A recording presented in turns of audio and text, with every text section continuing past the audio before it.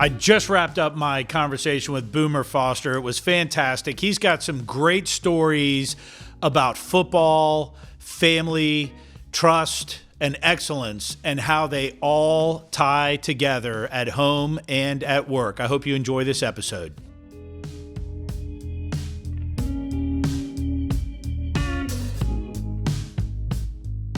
Hey, so I am really excited, genuinely excited. I'm always excited to be sitting down chatting with people, but we have Boomer Foster with us today. And not only is he a friend, but he is the President of General Brokerage at Long & Foster Real Estate Companies, obviously where I'm affiliated. And we're going to chat today about a whole bunch of stuff. And I bet you we could talk for 2 or 3 hours, but we got limited time. So I want to kind of jump right into it. So welcome, Boomer. Thanks, John. It's really an honor to be here. And I just would tell you that I'm kind of humbled that you would even ask to sit down with me. So I'm excited to be here too. Good. Well, thank you. So let's talk about, because I want to talk about a bunch of stuff today, but let's talk a little bit about your family growing up. Where did you grow up? Let's start with where you grew up and tell us about your family life when you were a youngster. Yeah, so I grew up in a little town just south of Atlanta, about 18 miles south of Atlanta, called Jonesboro, Georgia. And kind of our claim to fame is it's home of Gone with the Wind. So as I'm coming up in this little small town, we had like Ashley Oaks and Terra, and the stadium that I played football in high school was called Terra Stadium. So that's kind of our thing. It was home of Gone with the Wind, but it was an interesting childhood. It's a different place now than it was when I was growing up, but it was a great place. I mean, families just taking care of each other and looking out for each other. My family was my parents were 2 educators who met teaching English at Hateville High School. My dad had just come home from Vietnam, and mom and dad met when school first started. He was coaching football and she was teaching English as well, and so by I think December 31st they were married. So you figure they start school in early September and they're married by then. So wow. So it was a great place. My dad, being raised by a Marine, was a disciplinarian and wasn't exactly like Prince of Tides, I think, that book. Right. But it's certainly, if we were 15 minutes early, we were on time. But if we were 14 minutes early, we were late. Exactly. Yeah. Yeah. Well, so my dad's a Marine as well, so I grew up with that same rule. Yeah. Exactly. So your dad had some brothers and siblings. So tell us a little bit about that. He did. My dad had one older brother and 2 younger brothers, and his older brother, Wes Foster, is the founder and was the CEO until we sold the company of Long & Foster Real Estate. And they didn't come from anything. Their parents were, I think my granddad worked at had a fruit stand at the Atlanta market. Growing up, they grew up in Forest Park, Georgia. I don't think my grandparents had air conditioning in their house. And you think about Georgia being as hot as it is during the summertime. I don't think they had air conditioning in their house until Wes put it in for them in the early 80s. But he has Wes and then younger brother Don, and then the youngest brother was Terry. And Don and he were both attorneys. Don and my dad were both attorneys, and Wes and Terry both were in some form of real estate. Terry did a lot of real estate development. Right. Yep. So what was life? I mean, there are a lot of big personalities in your family. Yeah, no doubt. Yeah. So what was life growing up around with your dad and your uncles, and what was Christmas time like, or the summer vacations, things like? Do you have any memories or stories that? Well, I mean, I will tell you that it was it was a great family to grow up in. Wes was not around. He was up in Northern Virginia, growing his business. The other 2 brothers lived in and around where we were. Every Sunday after church, we would get together as a family. We would go to my grandparents' house in Forest Park. We would watch, professional football. Everybody would bring, KFC chicken, and somebody would bring some sides, and it was one of those things that it wasn't like we spent all the time around a TV either. Sometimes we would just sit out in these old rickety furniture on the front porch of my grandparents' home, and we would spend hours in the afternoon watching people walk by, and my grandmother would have a story for every single one of them. Because back then it wasn't like now. I mean, now we're sort of a cocooning society. You get up in the morning, your garage door goes up, you go to work, and then you come back, garage door comes back down, and most people don't know the vast majority of the people in their neighborhood. Right. My grandmother knew everybody within about 5 square miles Right. of where her house was, so Right. she had a story for everybody. It was So, great. so what you're saying is your grandma was Facebook back in the Yeah, day. that's right. If you needed to know what was going on in somebody's life, Francis Foster could tell you what was Yeah. going on in their life. Yeah, that's wonderful. Yeah. Great. So, and then you have a sister. Do you have any other siblings, or is it No, you? one sister, 13 months older. I think I was a mistake or a surprise. I think that when I was conceived, my parents didn't know that they could get pregnant. And Right. so I think after I came out, they said, enough is enough. Let's get spayed and neutered. And, Yeah. 2 was enough. And it's kind of the same way I was with my kids. Right. Once my son came, I said, that's plenty. So my sister is she's a fabulous person. She's one of my best friends in the world.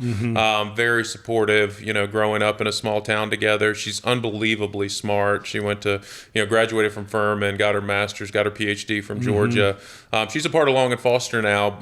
And you may ask me in a little while about her kidney story, but Yeah. Well, let's talk. Let's talk Sure. about it now. And I'll just add to the folks listening. No, Rachel was my manager at Long and Foster McLean for a period of Yep. time. So and she is a solid individual. But the whole let's talk about the kidney. So Rachel donated one of her kidneys, and I think it really ties back to your family values. And I think that it's there are a lot of things within the Long and Foster organization that are really amazing to me, but I think the values come from the top down. And I talk about this all the time. I used to own a marketing company called Marketing Mania, and I was the primary salesperson for that company. I did all the sales, and I had a team of people behind me who would, kind of fill the orders and make sure everything I said happened, which was sometimes a challenge. And it didn't take long for me to realize that you could tell by the way a business relationship was going to go by the first or second time you ever went into anybody's organization. You could learn when you do it over and over and over, you can feel the culture. And I can tell you one of the things I love about Stanley Martin and Long and Foster is the family and the corporate culture within your organizations is strong, and it's deep, and it's there, and you feel it every day. And I can say it and people can say it, but when you think about culture and values and what Rachel did, it's amazing. So tell us what Rachel did. Well, I'll tell you, when you talk about our corporate culture, we talk about being a company of trust, family, and excellence, because those three things mean different things to different people. But I think what Rachel did in donating her kidney actually epitomizes what we think about as a company, because it wasn't like she donated her kidney to her best friend or to one of her family members. One of our manager's husband was in a situation where his kidneys were failing, needed a kidney transplant, was having a very hard time. He was in a desperate situation, was having a very hard time finding anybody who was a match. And my sister very selflessly started praying about it, and she figured she would go and find out whether or not she was a person that could potentially donate her kidney. Not that she had made the decision to actually do that, but she, Right. I'm sure in taking that test, or if I'll just put myself in that space. If I were the person taking that test, I would probably have my fingers crossed that please God, if this is, if this is what you want me to do, okay, but I'd really prefer not to give one of my kidneys. But my sister's such a selfless person.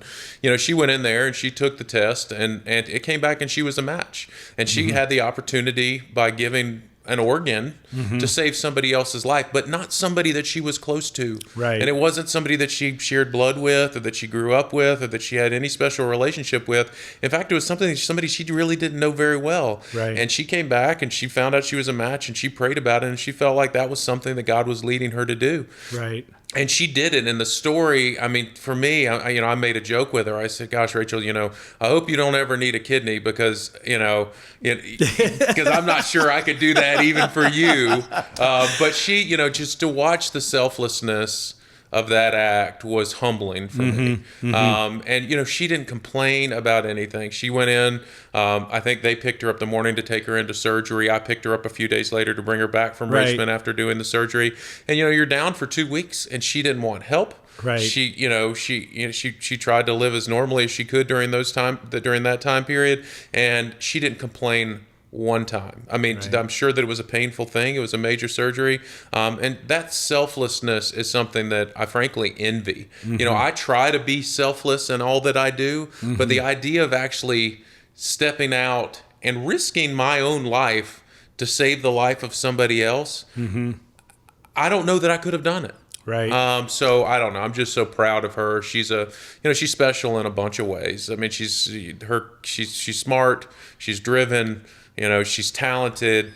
But to think about, you know, that level of, you know, essentially godliness and selflessness, it's just kind of humbling to be her brother. Yeah. Yeah, it is. It's an amazing story. Yeah. You know, it's just, I mean, I'm speechless. It's, Yeah.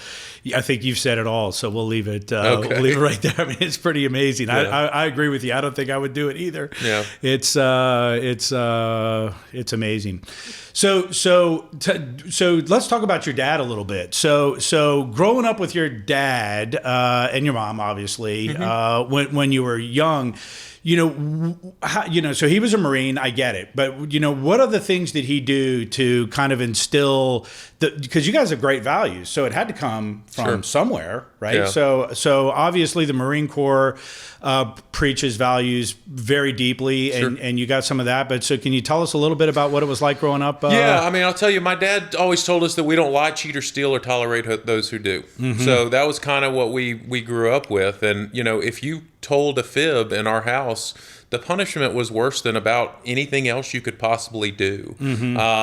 It wasn't like my dad wasn't a physically abusive guy, but he was a relatively intimidating guy. I mean, he reminds me a lot of my uncle. The only two people that ever really intimidated me were Wes Foster and my dad. I mean, I would sit in his office having gotten in trouble at school, and I would just start crying. You know, because I'm like, I know that I disappointed him. Because so when you talk about how he instilled that in us, one, he modeled it. Right. You know, he got up every day. He did the work ethic that I have and that my sister has, I believe comes from watching what he did with his law practice. You know, he would work long hours, but he would always make time to be home for dinner with us. And he would always check in with us and see how we were doing, you know, how he could help us. You know, when we had issues, he always had wise counsel, and he was a tough dude. So, you know, like I remember I played all sorts of sports growing up, and there's, you know, countless times when I would fall over and something would be hurt, and I would lay on the ground. I could hear him screaming from the, and I'm not screaming from the stands, "Get up, boy, you're not hurt." And so it backfired on him actually one time when I was a kid. I was playing baseball, and, you know, I played shortstop, I played center field, and I played catcher.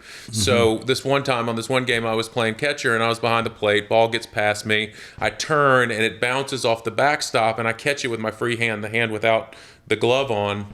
And there's a kid coming home from third on the pass ball, and I sprint back and I stick the ball down to tag him out, which I did, but he slid into my hand and he broke my thumb. Oh my gosh. And my thumb was hanging, and I'm sitting there, you know, shaking my hand. Yeah. And I hear my dad go, "Shake it off, boy, you're not hurt." And I held my hand up, and my thumb kind of just dangled there, and I said, "I think I'm hurt this time." And so he didn't feel so good about that one, but he was one that took me to the hospital and sat with me through surgery and all of that. But he was just a neat guy. I mean, when I played college football, he did not miss one game. That's amazing. Yeah, I mean, and so I'm playing in the SEC, and we're traveling all over the country to play these games. And he, you know, Jonesboro was 3.5 hours from Columbia, South Carolina. So even the home games, you know, were challenges, I would guess, to get to. But even my freshman year, you know, I go into my freshman year, there's no expectation for me to start. Right. And I was surprised that I didn't get redshirted. And so the first couple of games my freshman year, I think we might have played Duke, we played Virginia Tech, and then we played West Virginia, those 3 games. And I was playing on special teams. I think I was on kickoff return, and I was probably on extra point and field goal. So not much of anything. No reason to come watch your son play. Right. You know, I was third string tight end on those teams, and he was there. Yeah. And, you know, he was always, I don't know that he missed many of my little league games on any of the sports that I played, and there was always something in season. So he made sure that we understood that God was first, family was second, and then everything else can prioritize after that. You know, your job and what you give back to the community is really important, but it's not as important as the other two things. Right. So, you know, he instilled that in us, and we try to. I know Rachel does, but I'll tell you, I try to model that. I'm getting a little teary as I'm thinking about it, but because he passed away my first year of law school. Right. So Right. it was. He was a neat guy, and people talk about, you know, you're 22 and your dad passed away. And, you know, and I tell people, look, I'm thankful to have had him for those 22 years, because Right. I'd rather have 22 years with Larry Foster than 80 years with some other dad. Right. So anyway, yeah. Right. No, that's great. Thanks for sharing that. And you know, you put that on Facebook here on Father's Day, and I read that your dad never missed one game in 4 years, and you know, it touched me as well. Well, I'll tell you a story. You know, he would be. I'll give you two quick stories about college football. They would come to these late night games, and sometimes they didn't want to stay in hotels. They would just drive back to Jonesboro. And one time he came to one of our games. I don't remember which one it was. And he and my Uncle Don were driving back to Georgia because they must have had, it might have been a Thursday night game, so they had work the next day. And he's asleep. And he goes through, he's driving, and he's asleep, and he goes through a stop sign almost home. And Uncle Don's still awake. He doesn't realize my dad's asleep until he looks over there. And so he's asleep. And then the second one was my sophomore year, we were playing Clemson at Clemson. And they had a great defensive end who beat me up during the entire game. And I was holding him one time, and my thumb got stuck in his jersey, and it ripped the tendon off of my bone. Right. And I played the rest of the game because I didn't want him screaming, you know, shake it off, boy, you're not hurt from, you know, 80,000 people. Right. So, but I come out, the doctors look at my thumb, they say, you're going to need surgery. It was the last game of the year, and they scheduled me for surgery the next morning. My dad drives my family back from Clemson, which to Atlanta, it's maybe an hour and a half or 2 hours. And I was going into surgery at 7 o'clock the next morning, and getting out of Clemson, there's traffic, and, you know, I think he got home at 2, and he was there, you know, with me before I went into surgery at 7 o'clock the next morning. Wow. Yeah. Wow. That is amazing. Yeah. That is amazing. So you've got some great memories. I do. That is awesome. So let's talk a little more about football. So tell me the 1991 story where you were in the locker room, Florida State, actually. Florida State, yep. Yeah, so in 1991, South Carolina was not yet in the SEC. My freshman year, it was their last year of us being independent. So we played Georgia Tech and Duke and Virginia Tech and West Virginia and Clemson. And a lot of these teams were not SEC teams. But in 1991, Florida State was a different team than they are today. They were in the middle of about an 18-year run of finishing in the top 5 in the country. So these guys were absolutely no joke. They were full-grown men, right? Who, and I'm 18 years old. Right. They're full-grown men who, the vast majority of whom in the two deep for Florida State were about to go play and get paid for playing on Sundays. Right. So we went down to Florida State. You know, and we didn't have a lot of expectations. I think it was probably the second or third game of our year. And Doak Campbell Stadium was not what it is today. Today it holds 85,000. Back then it was a bunch of bleachers. It was 50-something thousand people. But they were smart because they put the students section on top of the visitors' locker room. And if anybody knows Florida State are the Seminoles. So, no. They do the chop and all of that stuff. And on top of and they've got Chief Osceola, who comes out with a spear, and he's riding a horse before the game, and the spear's flaming, and he looks at you, and the horse rears up, and he pounds the spear into the middle of the Seminole, and you're looking around going, this is not good, you know? So even worse, though, I'm just telling you, we're sitting in there before the game. I'm 18 years old. A year before, I was playing in front of a few hundred people, right? Maybe 1,000 on a good night, right? And we're about to go play the number 2 team in the country. Yeah. And the student section, like I said, was on top of the visitors' locker room, and there's it's essentially a bunch of bleachers, and with their feet before the game, they start doing the Indian the war drum chant thing. There's a bum, bum, bum, bum, bum, Right. bum, bum, bum, with their feet on top of the visitors' locker room. And I'm looking around going, oh, they're going to kill us. And, and everybody else is kind of looking around, and I'm thinking, this is on national television. We're about to go get embarrassed. I'm sure that my ex-girlfriend from high school is going to watch with great glee as we're taken apart by the number 2 team in the country. And my mind was not right. I normally tell that story from the context of getting your mind right, because the coach walks into the locker room, as Sparky Woods at the time, and he looks around and he goes, "Get your mind right, boys, get your mind right." And I'm going, this is really difficult to get your mind right in this situation. So we went out there, and I remembered it wrong. I actually looked it up this morning at how bad we got beat, because I thought we were relatively close, because it felt close, but they beat us like 38-14. They tore us up. Yeah. So how did you manage to get your mind right? Did you get your mind right, or did you just go out there quaking in your boots? I will tell you that I'm not sure that I had to necessarily get my mind as right. I did play on as a tight end and not just on special teams. I caught a pass, and the moment I caught it, and there wasn't a whole lot of running because I wasn't very fast. If I caught it in the touchdown or in the end zone, that's how I scored a touchdown. There wasn't a lot of running into the end zone for me. Right. But I caught a pass and ran about 2 yards, and some linebacker running a 4.4 planted his helmet into my ribs, and I had a scrape up the side of I left limping.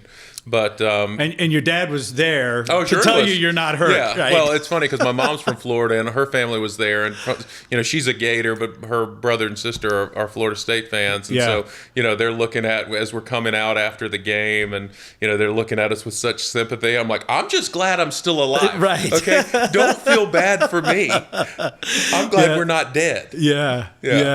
I think the first time I heard that story, you said when you were listening to the war drums on the top of the locker room, you were thinking to yourself, "This is the day that I'm going to die. They're going to kill us." Yeah. So I'll tell you another one that's funny is my sophomore year, we were playing the University of Georgia, and they were pretty good too. They weren't Florida State at that time, and they were not as good as they are today. But it was the University of Georgia. It's a great football team. So we were. It was our first game in the SEC. I was starting by that point, and I ran a seam route, kind of up the hash, and the quarterback hung me out. I mean, he just threw it high. I jumped up. I got my hands on the ball, but there was a 220-pound strong safety sitting on the hash that he apparently didn't see, and that guy's running a 4.5 into my midsection. So my body folds around him, and I hit the ground. All of the breath is knocked out of me. I'm scared because I can't get breath, and so I'm sitting there on my hands and knees. And we're at Williams-Brice Stadium, which is the University of South Carolina Stadium.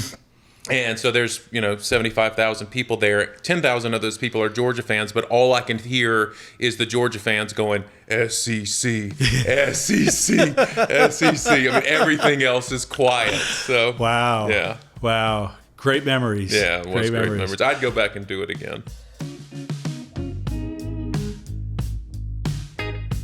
I'm John Jorgensen, and if you're contemplating a real estate transaction, reach out to us through the Go With John website, and we can put you in touch with one of our network of great agents. GoWithJohn.com.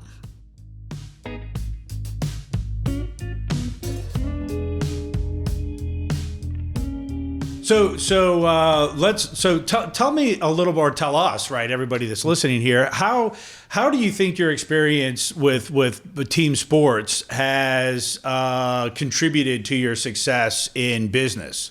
So I think that the two things that I took away from being an athlete, whether it's just through high school and then into college, are leadership and hard work. Every day when I go into work. My mindset is, I'm not the smartest guy in the building in all likelihood, but nobody's going to outwork me. And that too came from when I first started practicing law in Charleston. One of the best lawyers down there, he looked at me and said, "Listen, you're not always going to be the smartest guy in a courtroom, but you can always outwork the other guy or girl that's on the other side." And so the way I approach my job, and it's been refined and evolved over the years, because it used to be like I was just a bull in a china shop. I'm going to work as hard as I can from the time I get up to the time I go to sleep at night, and good things are going to happen. And that did happen. But what I found is, as I started refining and started thinking about where I want to be and setting goals and having a plan, when you put those things together with a work ethic, then the results are going to be very good if you have any sort of talent. So, team sports taught me that no matter how tired you get, you can always do more. I don't think anything I ever did compares to what Navy SEALs do, but they always say that, I love reading Navy SEALs books because they're such tough dudes. They talk about the only easy day was yesterday. And so for me, it's, what it really taught me is the value of a really significant work ethic, and that leadership is about doing, not saying. Because, you get a lot of vocal people who profess to be leaders, and they'll say one thing, but when you watch them perform, they'll do something completely different. Right. And I think you've got to have a consistency. Like, I want to lead by example. If I don't want to ask somebody to do something that I'm not willing to do myself. So if we're talking about, managers or regional managers, and you're talking about, making contacts and recruiting and building relationships, I don't have legitimacy if I'm sitting in the ivory tower and saying, you guys need to be doing this, if all I'm doing is sitting in the ivory tower and not out doing that myself. So leadership by example is something that I learned in football, because I was very vocal when I first got to college. And by the time, at the end, it wasn't about, do as I do. It wasn't about do as I say. Right. Yeah. Right. Excellent. So college, practice law for, how long did you practice law? When I got out of college, I went to law school at the University of South Carolina. I practiced law for about 8 years. I took a job in Charleston, South Carolina for about the first 4 when I came out of law school. And then I went to join a law firm in Columbia, South Carolina. I was a litigator. Right. I did defense work for mostly insurance companies. Okay. I was corporate counsel for a couple of different companies out of the Midwest and one out of Tennessee.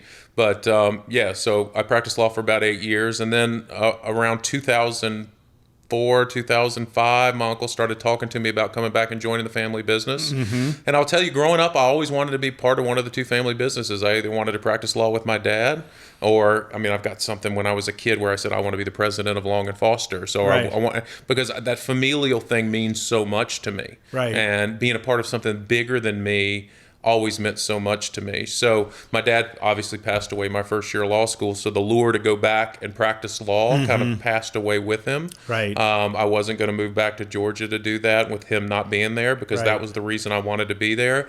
But I was already into law school, so I wanted to finish law school, prove I could do what I was doing. Right. And I actually didn't think about joining Long and Foster for a very long time, but then he started saying, hey, listen, I'm not going to make any promises. If you come up here, I think you'll be good at this business. I think you'll have some opportunities if you come in here and you work hard and you're better than other people.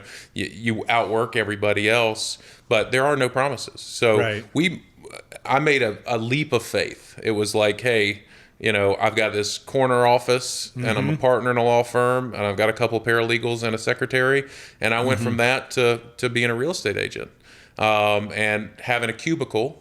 Having I had support from the standpoint of, we get training, coaching, mentoring at Long and Foster, but I didn't have anybody else to do my work for me. Right. And so, but I will tell you, the when you compare the reward of what I was doing practicing law, which was essentially representing big insurance companies, and if you win, you win. If you lose, you lose. There's really no true self-worth to it at the end of the day. It's like, unless you just want to, it's about winning and losing, to actually helping people, which is what I found with real estate.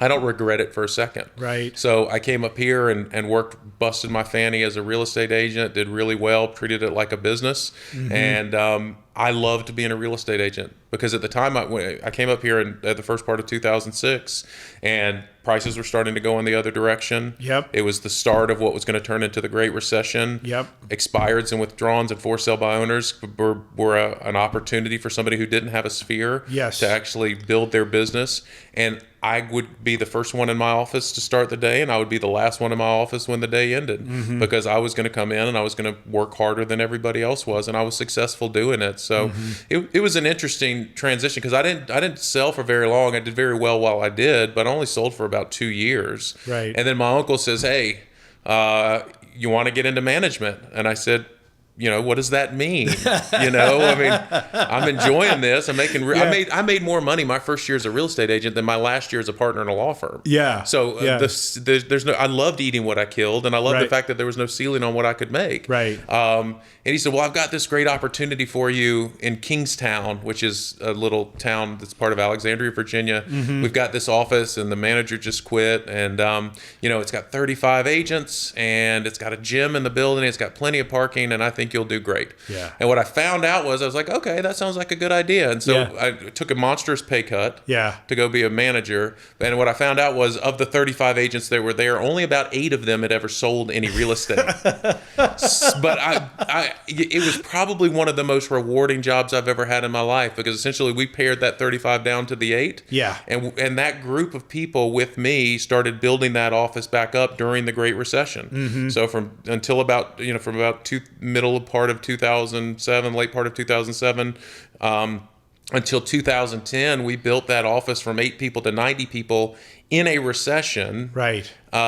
Because we all cared about each other and we all came together. And I did a lot of training, I did a lot of coaching, I did a lot of mentoring, and I was able to watch people go from one part of their career to a higher level. Right. And I was able to get people who were just getting into the business who had been fired because the Great Recession is now in full effect. Yes. And help them find a career. Yeah. And so I was excited to go to work every single day as a real estate manager, because I could help change. I could help somebody do better, and help change people's lives. Which is, if you compared that to practicing law, I love the competition of the courtroom, whether it be an appellate court or a trial or something like that. But the monotony of living your life in 6-minute increments was very difficult for me. Yeah. Oh, I can imagine. Yeah. I can imagine. Yeah, there's a lot there that you just said we could talk about, and that's why I started the show. We could talk for hours, but I'll add to that. So in 2006, that's when I teamed up with Stanley Martin Custom Homes, and I was just working really, really hard. And I remember there were lots and lots of agents around me saying, "I don't know why you're working so hard. You should just relax and wait till this passes. This is going to blow over. We're in the middle of a recession, and you're beating a dead horse." And for you and me, it was a great opportunity to go out there and seize the moment and take advantage of whatever it is, right? Because the economy is changing, the world is changing all the time, and it was a great time to go out and really aggressively go after business and find out what is the new normal going to be. And all those agents that were saying we're just going to ride it out, they rode it right out of town. I mean, they're gone. Well, the fruit never hung low in real estate between 2000 and 2005. Exactly. Because anybody and everybody could get a mortgage. I mean, if you had a heartbeat and you could fog a mirror, a mortgage company would give you money to buy a house, which is what led to the recession, because a lot of people shouldn't have been buying houses that were buying houses. Exactly. And our home ownership rate got up to like 70%. But those agents didn't have to learn the skill set to survive in a downtime. That's all I knew was a downtime. And what I found was, look, if you work while no one else is working, you're going to have success that no one else is having. Exactly. So Saturday mornings I was working. The holidays when most people are saying, I'm going to take some time off, I'm in there making calls and making contacts, and then I'll be home in the afternoon to celebrate Memorial Day or Labor Day or July 4th or Columbus Day or whatever like that. Mm-hmm. So and that's the same thing. Like when for our industry, it's interesting to watch because it's so cyclical. You have a spring market that normally starts in January and those houses start hitting settlement tables in the middle of the spring. And then the fall normally slows down, but it slows down a lot because real estate agents stop working as much as they did before. And I found if I continued with my plan every single day while no one else is working, my spring market was going to be so much better. Right. No, it's true. And I think this is also really a good opportunity to just spend a few minutes talking about, what is it to be a real estate agent and what is real estate? Because I don't think, we could sit here for hours and hours and hours and tell stories about what it is to be a realtor. But until you get your license and you're selling and you're sitting in somebody's living room and you're working with them, trying to sell a house, and you go through the process, you never really know what it is. And in fact, you can go through it over and over and over again.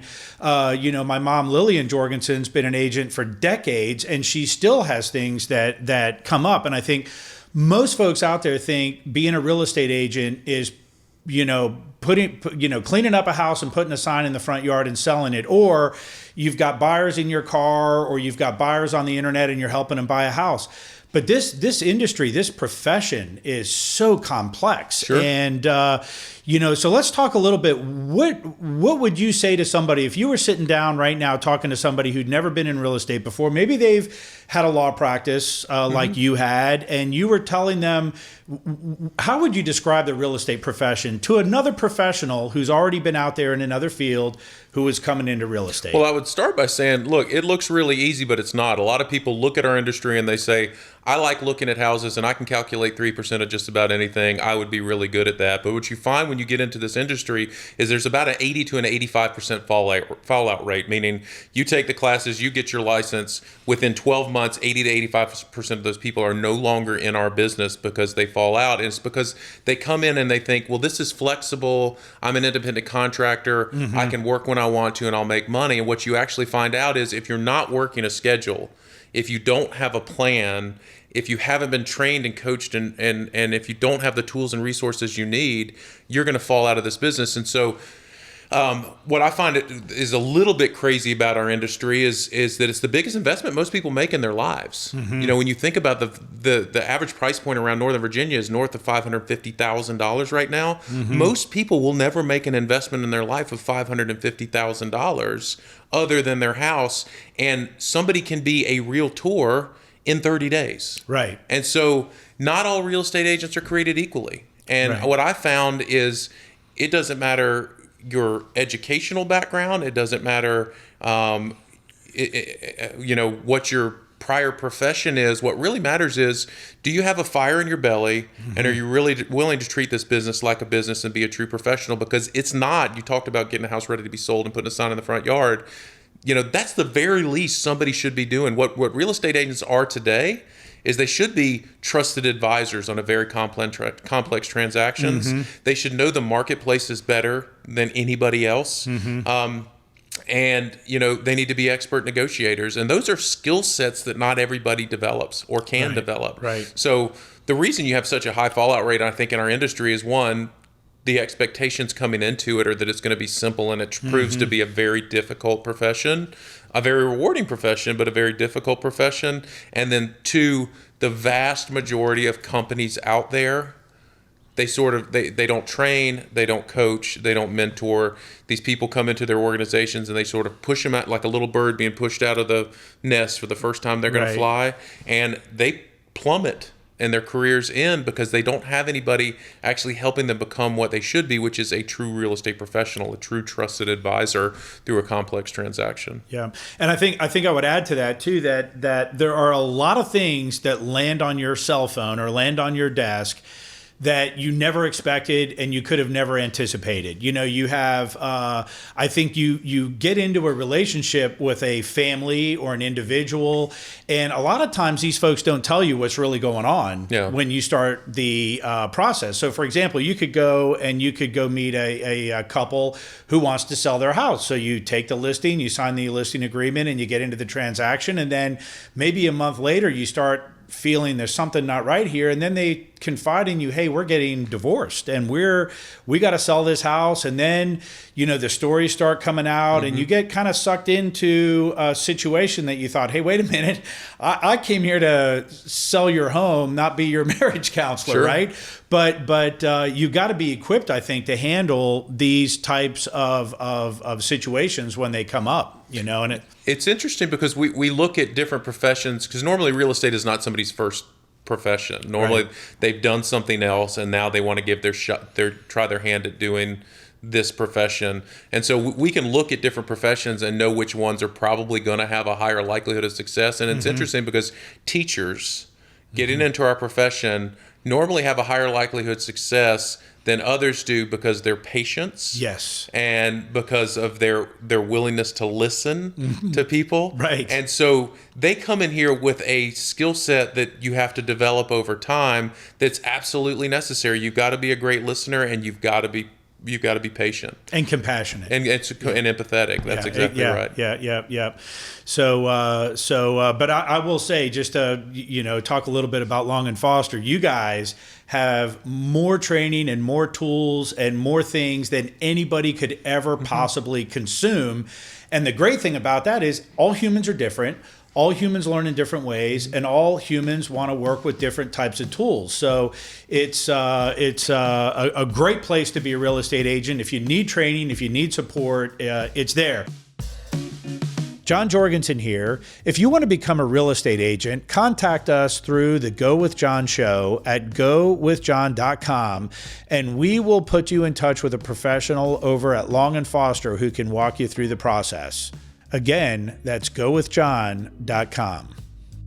Kind of want to segue a little bit and talk about corporate and what's going on with COVID and all that. Yeah.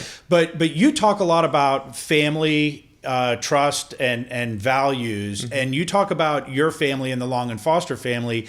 But you also talk about, when you talk about family in the context of Long and Foster, what do you mean? So, like I said, when I first started talking about trust, family, and excellence, those three things mean different things to different people. Right. So family, what that means to me is that when you have a good time in your office as an agent, meaning something goes well for you, we're going to have an attitude of abundance. So everybody around you should be circling around you and celebrating, even though they're not getting anything from it, because that's what a family does. And if you have a tough time, whether that tough time is professionally or personally, this company will not cut and run and leave you hanging out there because you're a member of our family. So when I talk about family, I do consider the 2,500 employees and the 10,000 agents as a part of my family. So, and you know this, every time I talk to somebody in this company, it's like, hey, if I can ever help you in any way, personally or professionally, you pick up the phone and give me a call and I will come running. And I do. You do. I absolutely you do. Yeah. So, because I believe that's what a family does. Right. And so I know you didn't ask about this, but the trust thing, I think trust is a big part of family. But I also think that trust is something that means different things to different people, because when most people hear trust, they hear character. And I believe that trust is about your yes being your yes and your no being your no. And I think that's the most important thing in any organization, but it's also about competency. Right. So when you talk about our training programs and us offering things out, digitally and in person and all the various different ways you can learn this craft at Long and Foster, competency is a huge piece of trust. So when our agents or our consumers need to talk to one of our managers or our regional managers or me or somebody at headquarters with shared services, they need to feel good that the person on the other end of that phone is competent to help them throughout whatever situation that is. So those three things, trust, family, and excellence, are, kind of interdependent and all kind of work together to create the culture that we have here at Long and Foster. Yeah, I agree completely. Yeah, it's a great culture, and it's a fun place to work. I think we're in a competitive industry, but I think in the office where I am in McLean, we all work together. I think the feedback from the other agents in our office is, wow, there's a different culture that exists here, especially agents that come from other companies that they haven't experienced in other places. It's the scarcity mentality that is prevalent throughout our industry and in a lot of these other companies. It's, if somebody else at some of these different companies, if somebody else in their office does well, they're not happy for them. Right. Or if they have a problem, that other person is kind of celebrating that they have a problem because somehow they think that makes it better for them. Yeah. What we found is that, and it started with Wes. I mean, in 1968, Wes and Hank and one agent. And the way he grew that is because the people genuinely knew that he cared about them. Right. And that, he was going to be there for them. And there was an abundance mentality, and he always put people before profits. Right. And the great thing is when you do that, the profits come.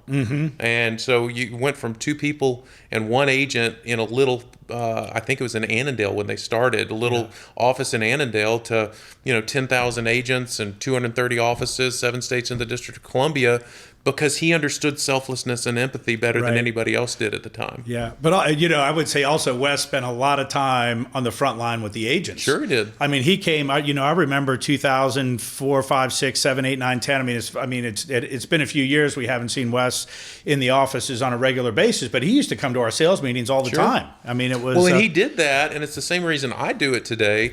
Is not so much to be a talking head and to go out there and say and to communicate. That was part of it, but more importantly to him and more importantly to me when I'm doing it now is I want to get feedback directly Yeah. from the agents. I want Yeah. them to say what you're doing right, what you're doing wrong, what you can do better, because we're not growing as an organization if the field isn't telling us how to, where we're failing them. Yeah. So, I mean, that's how the whole idea of trust, family, and excellence and communicating that came about, is we felt like we were doing a really poor job of telling the field who we were as a company and expecting them to hold us accountable to being just that. I don't think Right. we can try to hold other people accountable if we're not accountable ourselves. Yeah, you're right, and you guys do a great job at it.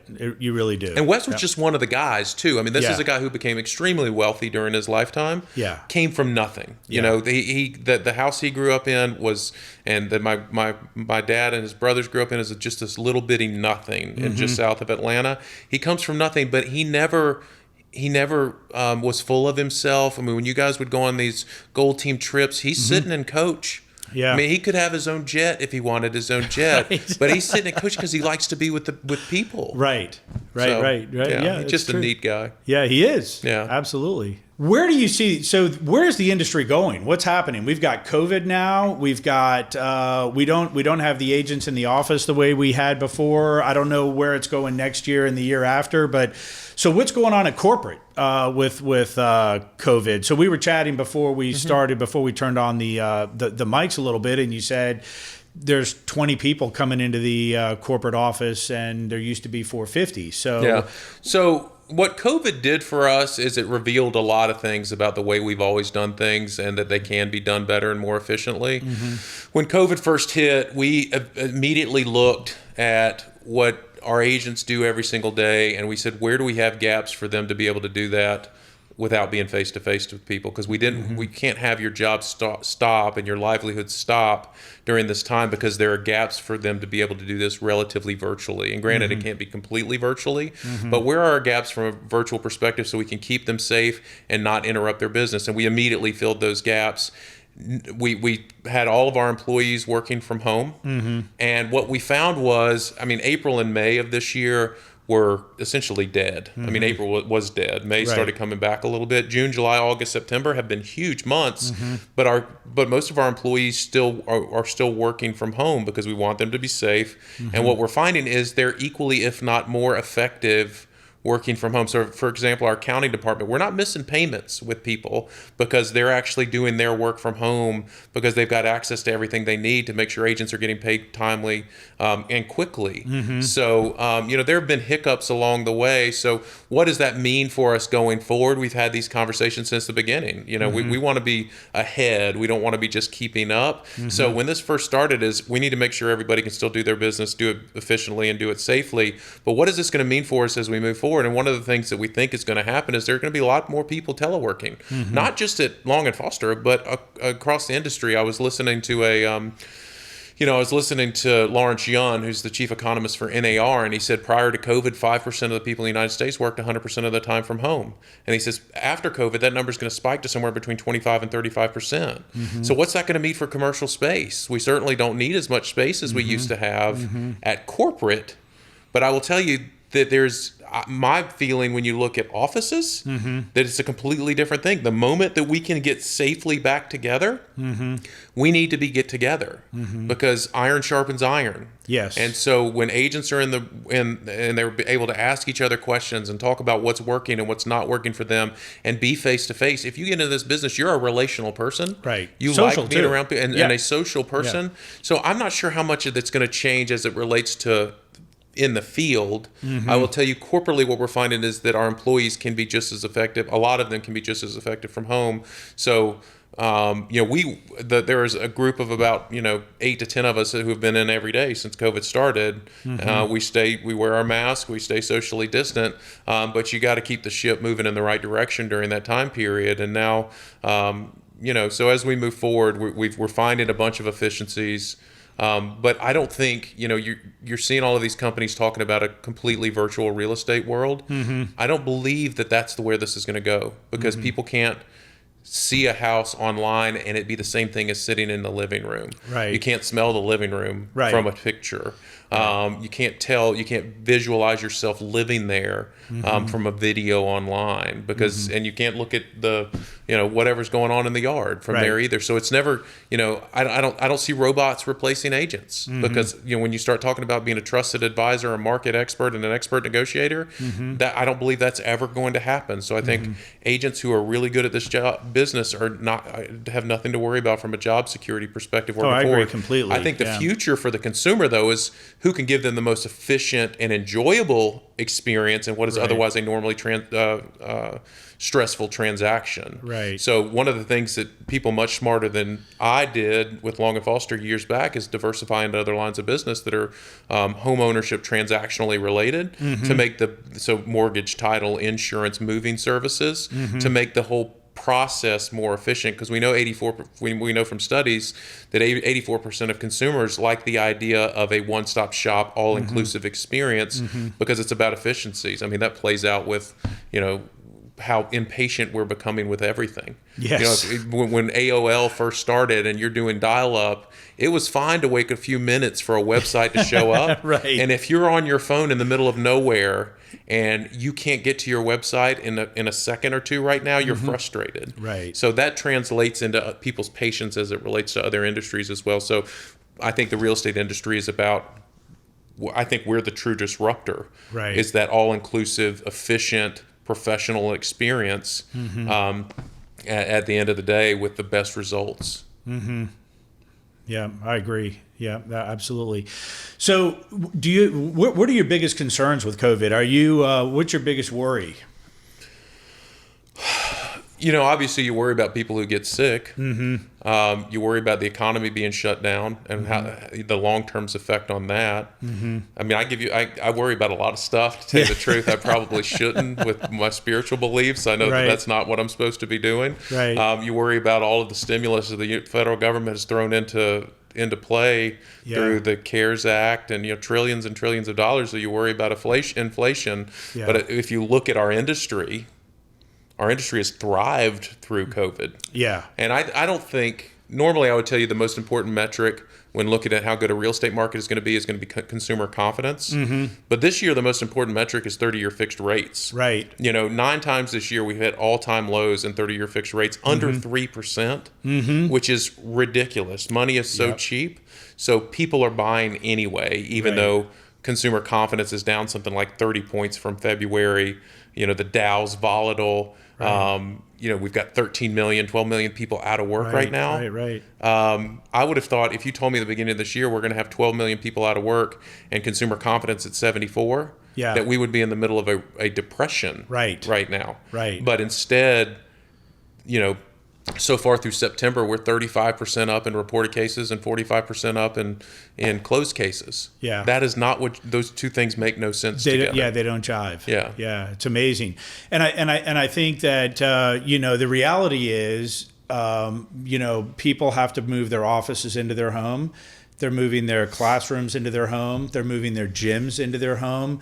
And even folks that have a larger home, it's not large enough to hold all that, And if 25% of the folks are going to be working 100% from home going forward, that's a lot of people that need to reconfigure their lives, and that could take years, arguably. I don't think there's any data, but the other thing that you're seeing in most major MSAs is a flight away from density. So what COVID is, with COVID, people don't want to be close to other people they don't know. Right. So vertical living, so condo projects, having to touch a button to go up to your floor feels not as good. Being in the same elevator with somebody feels not as good. So you've seen that play out in the Great Falls and the Potomac markets this year as people want more space and they want to get away from folks. And these are they're pretty challenging markets in most times, because big houses, big yards, lots of upkeep. But with COVID, people are like, well, if I'm going to be working from home, I want to be close to everybody all the time, so I'm going to need more space. So, and you're going to see, we're not seeing it in DC, but if you look at the vast majority of major MSAs, you're seeing a flight from density. So the suburbs and the exurbs, if you're talking about 25 to 30% of people working from home, Yeah. will be more attractive places for people to live. Yep.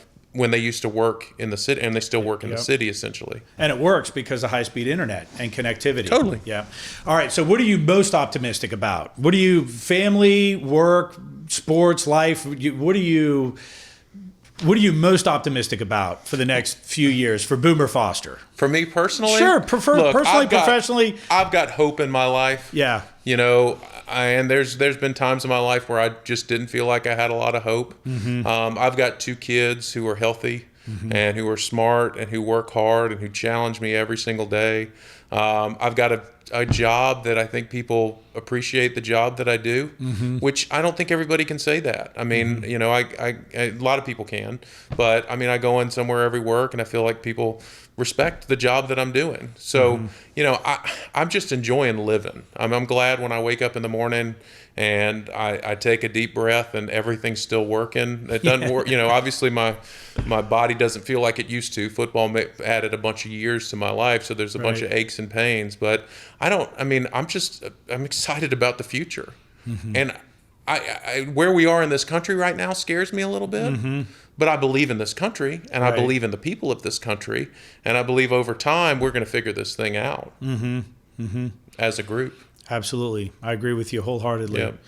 Well, Boomer, fantastic conversation. I enjoyed every second of it. I did too. Yeah, far exceeded my expectations. Oh, so good. that was a lot of fun. So, Boomer, thank you for coming in. We've been chatting with Boomer Foster, President, Long & Foster General Brokerage, and we hope to do this again one day in the future. It's an honor, John, and you know I think the world of you, so anytime you need me, you just call. You got it. Thanks, All Boomer. right, man. Thanks. All right. Hey, I hope you've enjoyed this episode of the Go With John show. Please subscribe on the podcast platform of your choice and keep up with our latest episodes and what's going on with the show at gowithjohn.com. That's gowithjohn.com.